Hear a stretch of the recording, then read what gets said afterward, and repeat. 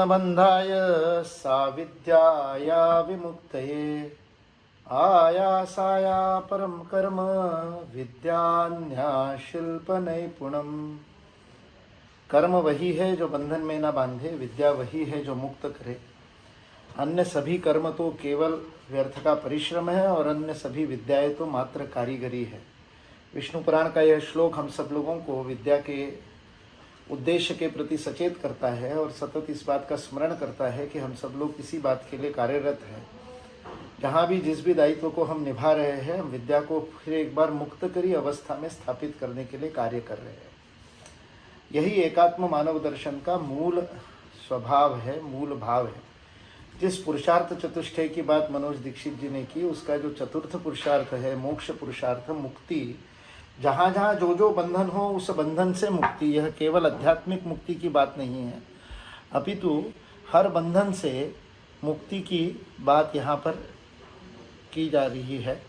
मैं मेरा प्रेजेंटेशन भी शेयर करके प्रारंभ करता हूँ और यही शिक्षा का उद्देश्य यह भारतीय दर्शन में है।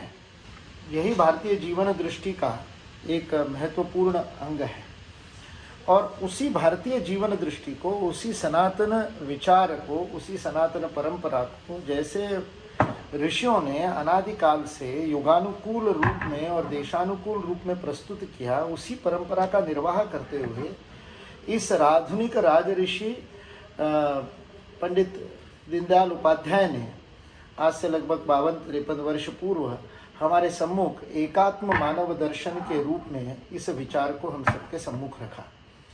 आज महात्मा गांधी जी के नाम से चलने वाले इस विश्वविद्यालय में दीनदयाल उपाध्याय की पीठ की स्थापना और प्रारंभ हो रहा है। ये बहुत ही समीचीन और बहुत संयुक्तिक विचार है, क्योंकि महात्मा गांधी का भी विचार, जिसको गांधी विचार के रूप में आजकल हम अध्ययन भी करते हैं, वह विचार भी हो या पंडित दीनदयाल उपाध्याय का एकात्म मानव दर्शन हो, ये दोनों बातें अपने आप में सनातन वैदिक हिंदू संस्कृति के विचार का ही युगानुकूल और देशानुकूल प्रस्तुतिकरण है।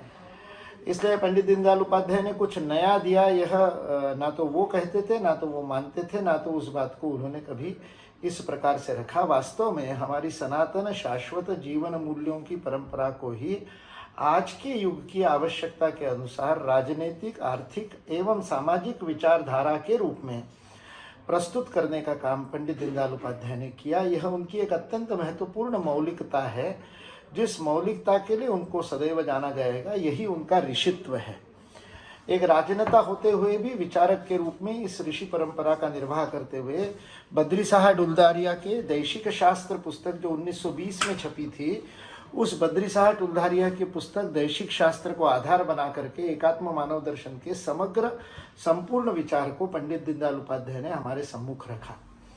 आज मुझे विषय दिया गया है समकालीन समाज के साथ में एकात्म मानव दर्शन का क्या संबंध है, उस विषय को लेकर के बोलने के लिए कहा गया। इसलिए उसके अनेक सूत्रों में से चिति, विराट आदि अनेक बातें अभी यहाँ पर कही। समग्र सर्वांगीण व्यक्तित्व विकास के लिए शरीर, मन, बुद्धि और आत्मा जैसे मनुष्य की है, जैसे व्यष्टि की है, वैसे ही समष्टि की भी होती है, संस्था की भी होती है। हर स्तर पर इन चारों का अपना आपसी संबंध होता है। आदि आदि अनेक बातें दीनदयाल उपाध्याय जी ने एकात्म मानव दर्शन के अंदर रखी। किंतु समाज को जिस प्रकार से समाज में आज भी एकात्म मानव दर्शन जीवित है, विद्यमान है, इन प्रैक्टिस है, व्यवहारित है, आचरित है, उसको समझने की दृष्टि से 2-3 बातों को हमको समझना आवश्यक है एकात्म मानव दर्शन में। एकात्म मानव दर्शन का जो सबसे महत्वपूर्ण आधारभूत है वह हमारी एकात्म जीवन दृष्टि, जो सनातन परंपरा में, जो भारतीय विचार में हर स्थान पर वेद काल से ही परिलक्षित होती रही है। यह महाराष्ट्र और मध्य प्रदेश के सीमा पर एक जनजाति है वारली नाम से, उस वारली जनजाति के द्वारा बनाया गया रेखा चित्र है। हम सब लोग देख रहे हैं कि हाथों में हाथ डाले हुए मनुष्य, मानव मात्र एक अखंड मंडल के रूप में सतत विकसित होते हुए अखंड मंडल के रूप में हमारे सामने दिखाई देते हैं। पंडित दीनदयाल उपाध्याय एकात्म मानव दर्शन में यह बात रखते हैं कि भारत की में समाज रचना को इस दृष्टि से देखा गया। व्यक्ति का ही मनोवैज्ञानिक विकास होकर के, व्यक्ति ही विकसित होकर के परिवार बनता है। व्यक्तियों के साथ आकर के एकत्रित एक दूसरे के साथ सामंजस्य बनाने से परिवार नहीं बनता। It is not a social contract. यह कोई एक सामाजिक करार नहीं है, एक दूसरे के साथ किया गया अनुबंध नहीं है। वास्तविकता में ये मनोवैज्ञानिक विकसन है। मनुष्य का मन सतत विकसित होना चाहता है। वह शूद्र नहीं रहना चाहता, संकीर्ण नहीं रहना चाहता, छोटा नहीं रहना चाहता। यह उसका स्वभाव है, जिसको अरस्तु ने कहा कि मनुष्य यह सामाजिक प्राणी है। पश्चिम ने उसको प्राणी के रूप में देखा, सोशल एनिमल के रूप में देखा, किंतु यहाँ पर वह सोशल एनिमल नहीं है। यह मानवता का गुण है कि वह अपनी आत्मीयता का विकास करना चाहता है, स्वबोध को विकसित करता है। मैं हूं का जो उसका ममत्व है, मैं हूं की जो उसकी जो अस्मिता है, मैं हूं का उसका जो बोध है, स्वाभिमान है, अपने होने का जो परिचय है, उस परिचय का विकास उसके जीवन का विकास है। इसलिए यह एकात्म जीवन दृष्टि भारतीय जीवन का सबसे महत्वपूर्ण आधार है और यह अखंड मंडलाकार जीवन दृष्टि है। व्याप्तम येन चराचरम, अखंड मंडलाकारम व्याप्तम येन चराचरम तत्पदम दर्शितम येन तस्मै श्री गुरुवे नमः। जिस गुरु ने मुझे यह दृष्टि स्पष्ट की कि तुम कोई छोटे से संकीर्ण 5 फुट 8.5 इंच के शरीर से मर्यादित व्यक्ति नहीं हो, तुम समूचे विश्व को व्याप्त करने वाले, ब्रह्मांड को व्याप्त करने वाले अखंड मंडल का तुम्हारा स्वरूप है। क्योंकि तुम्हारे मैं का विकास जैसे जैसे होता जाएगा, वैसे तुम ही परिवार बनोगे, परिवार ही विकसित होकर के समाज बनेगा। यह अन्योन्याश्रित आत्मीय संबंध एक ही सब कुछ बना है का जो विचार है, करते करते परमेष्टि तक, राष्ट्र और सृष्टि और परमेष्टि तक जाता हुआ यह विचार जो विकसित होता है, उसे पंडित दीनदयाल उपाध्याय के एकात्म मानव दर्शन की यदि मूल बीज बिंदु के रूप में यदि हम समझेंगे, तब सारी बात को हमको समझ में आएगा कि सारी समाज रचना बदल जाएगी। समाज आत्मीयता से भरा हुआ है, इसलिए भारत में संबंध महत्वपूर्ण है। अजनबी व्यक्ति को भी हे हाय, ये आजकल हम फैशन के तौर पर हाय हेलो करने लगे, लेकिन अन्यथा भारतीय परंपरा में तो ऐसा नहीं है। सड़क पे चलने वाले अजनबी व्यक्ति को भाई साहब, बहन जी, मौसी, ताऊ, चाचा, किसी ना किसी संबंध से भारत पुकारता है। निर्जीव से निर्जीव चंदा को भी मामा बना देता है। यह भारत की जो संबंधों की दृष्टि है, वह यह अखंड मंडलाकार एकात्म जीवन दृष्टि है, जो एकात्म मानव दर्शन को समझने के लिए बहुत आवश्यक है, जो आज भी समाज में जीवंत है। दूसरा विचार अत्यंत महत्वपूर्ण है। आज के युग में सर्वत्र विकास की अवधारणा को लेकर के विचार करता है। एकात्म मानव दर्शन हमको विकास की सनातन भारतीय जीवन दृष्टि देता है, जो आज भी समाज में काम करती है।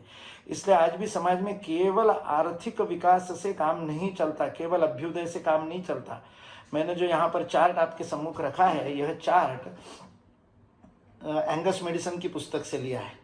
एंगस मेडिसन ने पुस्तक लिखी जिसने ईस्वीसन 0 से लेकर ईस्वीसन 2000 तक, कॉमन एरा के ईसा मसीह के जन्म से लेकर 2000 वर्ष के विश्व के आर्थिक इतिहास को लिखा। उस आर्थिक इतिहास को लिखने का काम उसको OECD नाम की विश्व के सबसे अमीर देशों के द्वारा दिया गया कार्य था। Organisation of economic cooperation and development, OECD नाम की संस्था ने एंगस मेडिसन नाम के ब्रिटिश इकोनॉमिस्ट को यह काम दिया। उसने 25 से अधिक रिसर्चर्स को साथ में लेकर के 2000 वर्ष का विश्व का आर्थिक इतिहास लिखा। Economic history of the world millennial perspective नाम की उसकी पुस्तक सन 2004 में 2004 में OECD के द्वारा प्रकाशित की गई। उस पुस्तक में से ये चार्ट मैंने आपके सामने प्रस्तुत किया है, जिसमें वो बताता है कि 15वीं शताब्दी तक भारत विश्व का सर्वाधिक उत्पादन करने वाला देश था, और आज जिसे GDP कहते हैं, उस GDP के मामले में विश्व के GDP का 46 to 66, 46 से लेकर 66% हिस्सेदारी भारत की थी। और यह जो आर्थिक विकास का एक बहुत बड़ा समृद्धि का मापदंड भारत ने प्रस्तुत किया था, वह समृद्धि संस्कृति को बेच करके नहीं थी, संस्कृति के स्थान पर समृद्धि नहीं थी, संस्कृति के साथ समृद्धि थी, क्योंकि वह समुत्कर्ष का आदर्श, यह अर्थायाम, जिसे पंडित दीनदयाल उपाध्याय बार बार कहते हैं, अर्थायाम शब्द का प्रयोग करते हैं। यह एकात्म मानव दर्शन का जो अर्थायाम है, वह इस अभ्युदय और निश्रेयस के समन्वय पर आधारित है। बाहरी विकास अभ्युदय, आंतरिक व्यक्तित्व का और गुणों का विकास यह निश्रेयस। यह दोनों मिलाकर के विस्तार और विकास दोनों हॉरिजॉन्टल एंड वर्टिकल दोनों में पूर्णतः समग्रता से समुत्कर्ष करना, यह राष्ट्र जीवन का, मनुष्य जीवन का, व्यष्टि जीवन का लक्ष्य है। तीसरा महत्वपूर्ण सिद्धांत जो हमको समझना चाहिए, जिसके कारण भारत आज भी इतने हजारों वर्षों के आक्रमणों के बाद और संघर्ष के बाद भी, राजनीतिक रूप से परतंत्रता और दासता को झेलने के बाद भी आज 1 अरब से अधिक हिंदू विजिगीषु वृत्ति से सारे विश्व को योग दिवस के अंदर योग सिखाते हुए, और 21 जून 2015 से प्रारंभ करके प्रतिवर्ष 21 जून को 198 देशों में 198 कंट्रीज में वहाँ के लोगों को उनकी जमीन पर नाक घिसने पर विवश करते हुए यदि एक विजयी व्यवस्था के रूप में चल रहा है, तो इसका कारण कोई राजनेता नहीं, उसका कारण कोई राजनीतिक व्यवस्था नहीं, उसका कारण कोई सामरिक बल नहीं, उसका कारण कोई आर्थिक बल नहीं, उसका कारण है इस समाज में जीवंत एकात्म दृष्टि, जो व्यष्टि और समष्टि के संबंध के रूप में हमको दिखाई देती है। बड़ी इकाई को समष्टि कहते हैं, छोटी इकाई को व्यष्टि कहते हैं। यानी जो पहली तालिका में, पहली स्लाइड में जो अखंड मंडल का चित्र हमने देखा था, उस अखंड मंडल को के प्रत्येक वह घेरे को आप व्यष्टि और समष्टि संबंध के रूप में देख सकते हैं। मनुष्य व्यष्टि है तो परिवार समष्टि है। परिवार जहाँ व्यष्टि छोटी इकाई है, वहाँ समाज समष्टि है। समाज जहाँ व्यष्टि है, छोटी इकाई है, वहाँ राष्ट्र समष्टि है। राष्ट्र जहाँ व्यष्टि है, राष्ट्र के व्यक्तित्व का जहाँ विचार करेंगे, तब सारा विश्व समुदाय यह समष्टि है। और मानव जहाँ व्यष्टि है, वहाँ पर सारी सृष्टि समष्टि है। जहाँ सृष्टि व्यष्टि बन जाती है, वहाँ परमेष्टि समष्टि का रूप देती है। प्रत्येक स्तर पर व्यष्टि समष्टि का संबंध यह दूसरे अखंड मंडलाकार मॉडल से पंडित दीनदयाल उपाध्याय ने बहुत सुंदर युगानुकूल और देशानुकूल रूप में हमारे सामने प्रस्तुत किया। पंडित जी कहते हैं, शब्दों का कहीं कोई 2-3 व्याख्यानों में अलग अलग शब्द प्रयोग हुए, लेकिन कुल मिलाकर के संकल्पना यह है, समष्टि व्यष्टि का योगक्षेम वहन करती है। हम व्यक्ति और परिवार से समझ सकते हैं। हमारा जन्म परिवार में हुआ, व्यष्टि का जन्म समष्टि से हुआ। परिवार ने हमारा योगक्षेम पालन किया, परिवार ने हमको पाल पोस करके बड़ा किया, छोटी सी बात में कहे तो। लेकिन उस परिवार को समाज ने पाल पोस करके बड़ा किया, समाज को राष्ट्र ने पाल पोस करके बड़ा किया, और राष्ट्र समूची मानवता से पोषण पाता रहा, सृष्टि से पोषण पाता रहा, मनुष्य सृष्टि से पोषण पाता रहा। यह व्यष्टि का पोषण समष्टि करती है, यह पहला संबंध है। उसके लिए बहुत सुंदर भगवत गीता का शब्द प्रयोग यहाँ पर हुआ है, योगक्षेम। यह टेक्निकल शब्द है, यह पारिभाषिक शब्द है भारतीय संस्कृति का। योग यानी जोड़ना, कुछ नया प्राप्त करना, और क्षेम यानी रक्षा करना, जो प्राप्त हुआ है उसकी रक्षा करना। दोनों काम इसके अंदर है, यानी जो है उसकी बचत भी करना। आप देखो, योगक्षेम का भाव आते ही आपकी पूरी इकोनॉमिक्स बदल जाएगी। फिर वो क्रेडिट कार्ड वाली सोसाइटी नहीं रह जाएगी, वो बचत करने वाली सोसाइटी रह जाएगी। फिर 26% से 30% तक यदि डोमेस्टिक सेविंग भारत करता है, तो उसका कारण यह धर्म चक्र है। इसको धर्म चक्र क्यों कहा, हुआ आगे हम देखने वाले हैं। जब मनुष्य योगक्षेम करके, या व्यष्टि या परिवार योगक्षेम के द्वारा समाज से प्राप्त योगक्षेम से, मनुष्य परिवार से प्राप्त योगक्षेम से समर्थ हो जाता है, तो वह कर्म करता है। और कर्म करेगा तो वह अपने आप में आइसोलेटेड, एकांतवास में कर्म तो कर ही नहीं सकता। कर्म तो उसको समाज में ही करना पड़ेगा। मैं बिल्कुल विकृत और एक्सट्रीम उदाहरण देते हुए कहता हूँ, जेब कतरा भी कोई हो तो वो खुद की जेब नहीं काट सकता, उसको जेब काटने के लिए भी कोई और चाहिए। तो कर्म तो समाज में ही करेगा, कर्म तो कहीं ना कहीं देगा। तो समाज ने, परिवार ने हमको योगक्षेम दिया, हमने वापस समाज को, समष्टि को कर्म दिया। लेकिन तो कर्म देंगे तो कर्म का फल मिल जाएगा, नौकरी करेंगे तो सैलरी मिल जाएगी, 7th पे कमीशन, 6th पे कमीशन, और पता नहीं क्या क्या क्या, कितने वर्षों के एरियर्स और HRA, और उसके बाद भी कई भत्ते हमको जो मिलते रहते हैं अलाउंसेस। उसके बावजूद भी हम इतना सब कुछ, 12 महीने का पगार मिलने के बाद भी पेपर सेटिंग के अलग से पैसे लेते हैं प्रोफेसर लोग।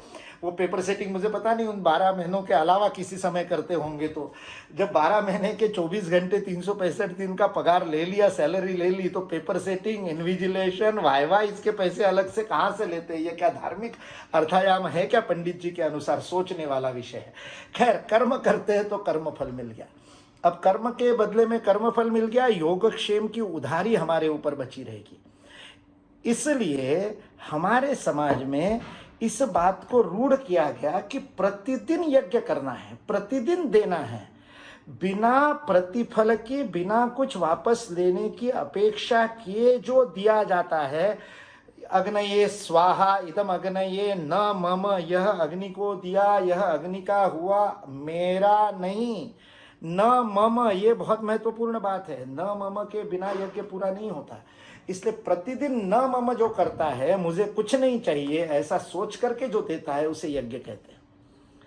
ये धर्म चक्र चलता है। यज्ञ से समाज पोषित होता है, समाज का पोषण होता है तो वो योगक्षेम करने में और उसकी क्षमता बनी रहती है। पोषित समाज ही योगक्षेम कर सकता है। यज्ञ यदि समाप्त हो गया तो समाज का पोषण समाप्त हो जाएगा, और समाज का पोषण समाप्त हो जाएगा तो ये धर्म चक्र टूट जाएगा। धर्म चक्र टूट जाएगा तो क्या होता है, यह हम थोड़ा सा देखने का प्रयास करते हैं। यह सतत चलने वाला यज्ञ सतत समाज को विकसित करता है। इसलिए अभ्युदय और निःश्रेयस 15वीं शताब्दी तक विश्व का 46 to 66% GDP हमने दिया तो इस यज्ञ के भरोसे दिया था। बिना कुछ मांगे देने वाली जो प्रक्रिया है, यह योगदान ही मनुष्य का समुत्कर्ष करा सकता है, अभ्युदय करा सकता है। इसलिए जीडीपी के स्थान पर हम जीएनसी की बात करते हैं, ग्रॉस नेशनल कंट्रीब्यूशन की बात करते हैं। उसके बिना राष्ट्र देने वाले नहीं होंगे। जहाँ यज्ञ जीवित है वहाँ समाज समरस, एकात्म, परस्परावलंबी और आत्मनिर्भर हो जाता है। एक एक शब्दों का उदाहरण दिया जा सकता है, लेकिन बहुत अधिक उदाहरण देने की आवश्यकता नहीं। पिछले सप्ताह हमारे सोलापुर के एक शिक्षक रणजीत डिसले को ग्लोबल टीचर अवार्ड मिला, विश्व का सर्वोत्तम शिक्षक बना। जिला परिषद में शिक्षक बन करके गया।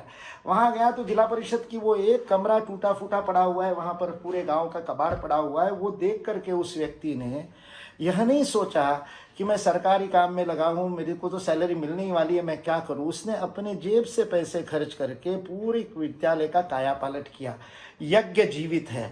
मुझे सब कुछ समाज को से मिला है, तेरा तुझको अर्पण क्या लागे मेरा, ये भाव लेकर के रणजीत डिसले काम करता है। और आज सारा विश्व उसको रिकॉग्नाइज करता है, विश्व उसको मानता है कि वह विश्व का सर्वोत्तम शिक्षक है।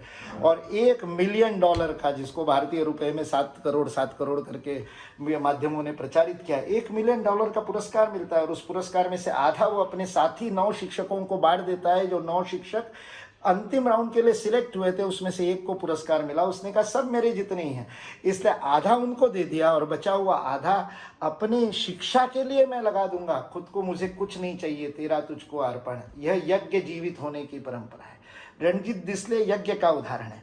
कुछ साल पूर्व गुजरात में उन्होंने इस मॉडल को, एकात्म मानव दर्शन को गवर्नेंस मॉडल में परिवर्तित करने का प्रयत्न किया। तो उन्होंने एक योजना बनाई कि तीर्थ ग्राम करके कुछ गांवों को घोषित किया जाए। उन्होंने कुछ क्राइटेरिया बनाए सरकार ने, गुजरात सरकार ने कहा यदि जाति प्रथा नहीं हो, सब लोग समान रूप से रहते हो, गाँव में कोई झगड़ा टंटा नहीं होता हो, गाँव में किसी भी प्रकार की सफाई पूरी अच्छी हो, ऐसे 15-16 क्राइटेरिया बनाए। ये हो गए तो उसको तीर्थ ग्राम घोषित करेंगे। जब ये योजना बनी, मोदी जी उस समय वहाँ के मुख्यमंत्री थे, उन्होंने जब योजना बनाने के लिए कहा तो IAS अधिकारियों को लगा कि ऐसे गांव तो कहाँ मिलेंगे। हम अखबारों को पढ़ करके कहते हैं कि सारा समाज गड्ढे में जा रहा है, सब नकारात्मक है, सब चोर है, यही मान करके चलते हैं। और यहाँ तो इतनी आदर्श बातें कही, ये सारी आदर्श बातें एक गाँव में कैसे मिलेंगी। इसलिए पहले वर्ष में 50 तीर्थग्राम घोषित करेंगे, उसको कुछ मिलेगा, उसको बिजली फ्री मिलेगी, उसको ये योजना मिलेगी, वो योजना मिलेगी, ऐसा कहा था। जिस गांव में ये क्राइटेरिया होंगे, ऐसे तीर्थग्राम की घोषणा। और आपको आश्चर्य होगा, 2007 या 8 में ये योजना जब आई थी, तब उस समय मेरे पास गुजरात राजस्थान का दायित्व था, विवेकानंद केंद्र का। मेरा बहुत जाना होता था गुजरात में। IAS अधिकारियों से बात होती थी। हसमुख अढ़िया वहाँ उस समय फाइनेंस सेक्रेटरी थे। उन्होंने बताया तीर्थग्राम हम घोषणा करना चाहते थे 50 गांवों की। पहले साल में क्राइटेरिया को पूरे करने वाले 1,500 गांव गुजरात में मिले, घोर कलयुग में 2008 में। मैं राम राज्य की सतयुग की बात नहीं कर रहा हूँ। पूरी तरह से आदर्श यज्ञ जहाँ पर जीवित है, समरस, एकात्म, परस्परावलंबी, इंटरडिपेंडेंट और आत्मनिर्भर, सेल्फ रिलायंट, ऐसे गांवों की संख्या प्रथम वर्ष में ही 1,500 थी। आज वहां पर लगभग इसके 7 या 8,000 गांवों को तीर्थग्राम योजना के अंदर गुजरात में लिया गया है। रूपानी जी बता रहे थे, यह यज्ञ जब जीवंत रहता है तब यह स्थिति यज्ञ के द्वारा बनती है। इसी विषय को लेकर के स्वर्गीय नानाजी देशमुख ने दीनदयाल रिसर्च फाउंडेशन के माध्यम से प्रथम गोंडा में, उत्तर प्रदेश के गोंडा में और बाद में चित्रकूट में एक बहुत बड़ा ग्रामोदय का, स्वावलंबी ग्राम विकास का मॉडल डेवलप किया। वह मॉडल यही व्यष्टि समष्टि संबंध पर, यही अखंड मंडल व्यष्टि समष्टि संबंध पर है। इसलिए पंडित दीनदयाल उपाध्याय जी का एकात्म मानव दर्शन केवल थियरी नहीं है, केवल सिद्धांत नहीं है, व्यवहार में, जीवन में लागू है। रणजीत डिसले के जीवन में व्यक्ति के स्तर पर हमने देखा, तीर्थग्राम में पहले से गांवों में वह है, यह हमको दिखाई दिया। और यदि प्रयत्न किया जाए तो ग्रामोदय के माध्यम से वर्तमान में 850 से अधिक गांवों में दीनदयाल रिसर्च फाउंडेशन ने वह स्वावलंबी गांव का, वह नानाजी देशमुख का स्वप्न साकार किया हुआ है। इसलिए यदि प्रयत्न किया जाए तो it can be applied. It is living in the villages, तीर्थग्राम, it is there in every individual, Ranjit Disle, and it can be created and applied from outside if we decide and create a model. It is a replicable model. Nanaji Deshmukh का प्रयोग इस रूप में, यज्ञ जीवित होता है तो समाज इस प्रकार से होता है, और जहाँ यज्ञ समाप्त हो जाता है जिस समाज में, वहाँ परिवार विखंडित हो जाते हैं, वहाँ पर हिंसा, नशा और उपद्रव बढ़ जाता है। 10वीं का बच्चा जाकर के विद्यालय में AK-47 लेकर के जाता है और अपने स्कूल के और साथियों के ऊपर धड़ धड़ धड़ धड़ धड़ धड़ गोली चला देता है। हर महीने, हर सप्ताह कहीं ना कहीं पर यह होता हुआ अमेरिका में पिछले 4, 5, 6 वर्षों से हमको दिखाई देता है। क्यों? क्योंकि परिवार विखंडित हो गए। मैंने नीचे फादरलेस अमेरिका एक पुस्तक का नाम लिखा है। डेविड ब्लैंकेनहॉर्न नाम के सोशोलॉजिस्ट ने वो किताब लिखी। उसकी फादरलेस सोसाइटी नाम से सोसाइटी है अमेरिका में, उसको क्लिंटन ने यह दायित्व दिया था। मेजर क्लिंटन इनिशिएटिव के नाम से अमेरिका के राष्ट्रपति क्लिंटन और यूनाइटेड किंगडम के, ब्रिटेन के प्रधानमंत्री मेजर, इन्होंने मिलकर के परिवार को पुनर्जीवित करने का एक इनिशिएटिव चालू किया था। उसके अंतर्गत डेविड ब्लैंकेनहॉर्न को ये काम दिया था। 1998 में उसकी किताब छपी। किताब को उसने नाम दिया, वह किताब रिसर्च पर आधारित थी। पूरे अमेरिकी समाज का एक बहुत बड़ा सैंपल, सारे के सारे 50 में से 48 स्टेट्स का 25,000 से अधिक लोगों का सैंपल सर्वे करने के बाद में डेविड ब्लैंकेनहॉर्न इस निष्कर्ष पर पहुंचा था कि 46% ऑफ द एडल्ट अमेरिकन, 40% प्रौढ़ अमेरिकावासी 1998 में either do not have father और do not know who their father is. यह एकल मातृ परिवार की जो समस्या थी वो सबसे बड़ी समस्या डेविड ब्लैंकेनहॉर्न ने कही। और उसने कहा सारा गन कल्चर, सारा ड्रग कल्चर और सारा समाज में जो अनुशासनहीनता का काम है, यह सारा केओस इस फादरलेस अमेरिका के कारण है। इसलिए उसने पिता विहीन समाज की इस विभीषिका को हमारे सामने रखा। जब आप यज्ञ समाप्त हो जाता है, जब आप संस्कृति को बेच करके समृद्धि लेना चाहते हो, जब आप परिवार को बेच करके और संपन्न होना चाहते हैं, तब ये अवस्था होती है। सामाजिक सुरक्षा के नाम पर सरकार दिवालिया हो रही आज अमेरिका में, और सीनियर सिटीजन को, प्रौढ़जनों को देने वाली जो फूड टिकट्स है, उसके ऊपर अमेरिका के फेडरल बजट का, अमेरिका का जो संघीय बजट है, उस बजट का 38% खर्च होता है। और इसलिए विश्व में सर्वाधिक GDP जिसका है वो 21 ट्रिलियन डॉलर्स, 21 खरब डॉलर के और उत्पादन वाले अमेरिका के ऊपर परसों जब मैंने देखा था तब 27 ट्रिलियन डॉलर का कर्जा था। 21 ट्रिलियन डॉलर की 21 ट्रिलियन डॉलर की इकोनॉमी के ऊपर 27 ट्रिलियन डॉलर का खर्चा। अपने GDP के 128% डेट लेकर के अमेरिका डूब रहा है। एक एक व्यक्ति के ऊपर 40-40 हजार डॉलर का कर्जा, और अमेरिका के अंदर उन्होंने कहा है कि है ये उनका nationaldateclock.org नाम की US की वेबसाइट है। आप उसके ऊपर जाकर के अभी कितना उनके ऊपर कर्जा है वह देख सकते हैं। ये पूरे पश्चिमी देशों की इच्छा है। ग्रीस अभी 4-6 साल पहले दिवालिया घोषित हो गया। आज इटली में 40% of the budget goes on social security. समाज में से परिवार समाप्त हो गए, परिवार समाप्त हो गए तो बेरोजगार सरकार के सिर के ऊपर। कोई भी जिसको कुछ खाने को नहीं मिलता उसको भत्ता समाज को देना है, मेडिकेयर सरकार को देना है। इसलिए सरकारें 30-30, 40-40% आमदनी का टैक्स लेने के बाद स्वीडन जैसी पर कैपिटा इनकम में सर्वाधिक जो देश है, वह देश भी आज 60% बजट का हिस्सा सोशल सिक्योरिटी पे खर्च कर रहा है। फ्रॉम 38% टू 60% ये सोशल सिक्योरिटी, ये यज्ञ के समाप्त होने के लक्षण है। इसलिए यह यज्ञ जीवित है, इसलिए भारत जीवित है। इसलिए एकात्म मानव दर्शन कोई ऐसा हवा में वेदों से उपनिषदों है, वेदों उपनिषदों से लिया गया है, मैं उसको मना नहीं कर रहा हूँ, किंतु वह वेदे च लोके च, जितना वेद में है उतना लोक में भी है, उतना समकालीन समाज में भी जीवंत है। आज भी मनुष्य के मन में यह विचार निश्चित रूप से है कि मुझे जो मिला है उस ऋण से मुझे उऋण होना है, और उस ऋण से उऋण होने के लिए मुझे कुछ देना है। उसी में से तो प्रचारक बनते हैं, नहीं तो कौन बनेगा? ऐसा पागलपन कौन करेगा कि अपना जीवन मातृभूमि को समर्पित कर दे? जब ये विचार आता है ये सब कुछ मुझे समाज से मिला है, मुझे उसको देना है। आज भारतीय शिक्षण मंडल के 40 विस्तारक है, उन 40 में से 8 PhD किए हुए विस्तारक हैं। PhD करने के बाद अपने करियर में आगे जाने की जगह मैं 2 साल में 5 साल नहीं, ये पूरा का पूरा जीवन मैं भारत माता को समर्पित करता हूँ, ऐसा कह करके निकलने वाले और युवा आज भी घोर कलयुग में, मैं रामायण की बात नहीं कर रहा हूँ कि अपना जीवन समर्पित कर दिया, मैं आज की बात कर रहा हूँ। इस 2020 में भी इस साल इस 40 में से 13 लोग इस साल निकले, उसमें 4 बहनें हैं। एक बहन ने 4 विषयों में MA किया, उसके बाद PhD की, और वो आज विस्तारक बन करके उत्तर कर्नाटक में बागलकोट में। ये आदमी देता क्यों है? ये यज्ञ है, तेरा तुझको अर्पण क्या लागे मेरा, यह भाव लेकर के व्यक्ति काम करता है, तब एकात्म मानव दर्शन समाज में जीवंत रहता है। हम इस एकात्म मानव दर्शन को व्यवहार में उतारने के, और 9 सूत्र किसी भी संस्था में, आप अपनी यूनिवर्सिटी का पूरा गवर्नेंस, अभी तो आपके कुलपति और प्रतिकुलपति दोनों पंडित दीनदयाल उपाध्याय के भक्त और पंडित दीनदयाल उपाध्याय का सेंटर हो गया है, बन गया है। मैंने किसी समय यह सूत्र ढूंढ करके निकाल रहे थे कि कोई भी संस्था, कोई भी व्यापारिक संस्थान, कोई भी फैक्ट्री, कोई भी इंडस्ट्री, कोई भी उद्यम, या कोई भी शिक्षा संस्थान, कॉलेज, स्कूल, विश्वविद्यालय, यदि एकात्म मानव दर्शन को अपने गवर्नेंस का मॉडल बनाना चाहता है तो उसको क्या क्या करना पड़ेगा, उसकी ये 9 बिंदु है। 5 इस स्लाइड पे है और 4 अगले स्लाइड पर है। इन 9 बिंदुओं को जीवन में सीधे उतारने से हम एकात्म मानव दर्शन को अपने जीवन का अंग बना सकते हैं। यह जो समाज में है वह व्यवस्था में लाना, यही सबसे बड़ी चुनौती है। ब्रिटिशों ने इस देश की व्यवस्था को समाज की जड़ों से हटा दिया है, इसलिए हमारी न्याय व्यवस्था शबरीमला को समझ नहीं पाती, इसलिए हमारी अर्थव्यवस्था हमारे बाजार के और हाट के पोटेंशियल को समझ में नहीं आती, और APMC की लड़ाई लड़ रही है क्योंकि हम अपने ही ताकत को नहीं समझ पा रहे।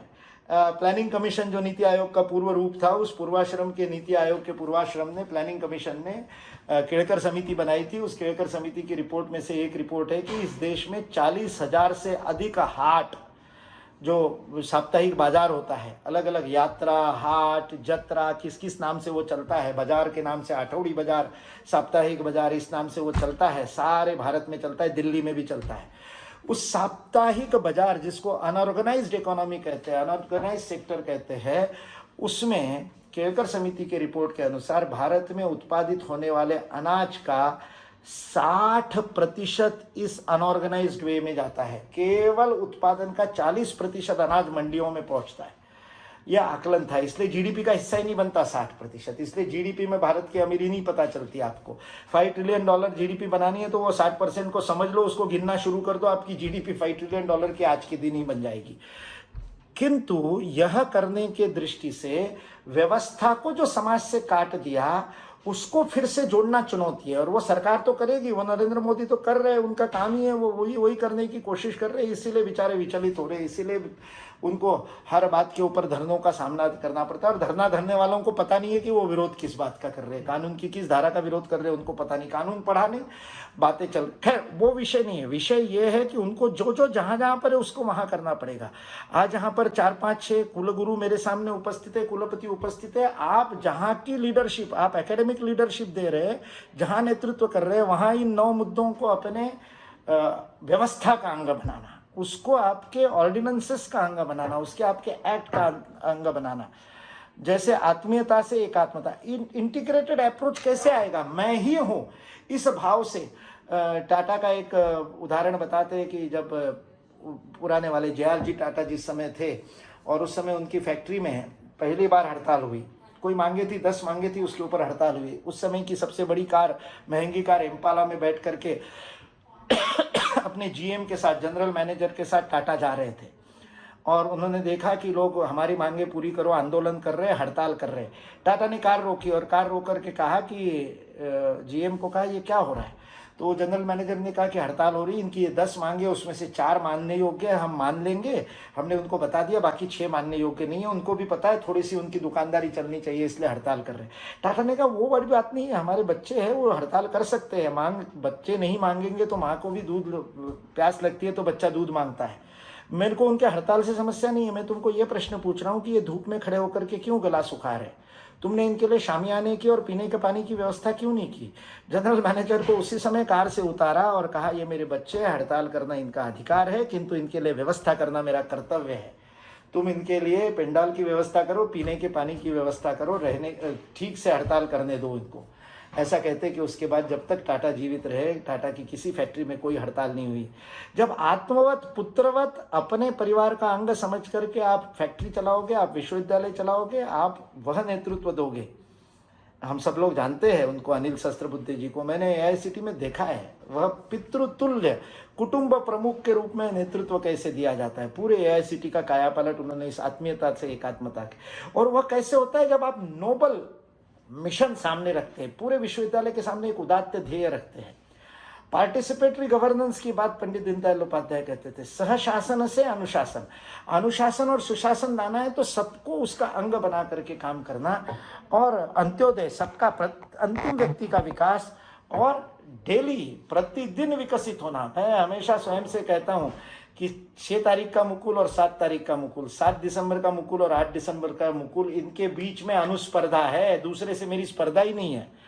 कल और आज के बीच में मैं कितना आगे बढ़ा, यही मेरा फैक्टर होगा जो सतत विकास का फैक्टर होगा। यह हमारी संस्था का भी बनना चाहिए। फिर केवल मात्र कुछ एकेडमिक एक्सेलेंस की बात नहीं करना, सर्वांगीण व्यक्तित्व का ही नहीं, सर्वांगीण संस्था का भी विकास करना सभी अंगों में। इसके लिए भारतीय शिक्षण मंडल ने educational quality improvement programme equip के नाम से स्कूलों, महाविद्यालय और विश्वविद्यालय के लिए कार्यक्रम बनाया।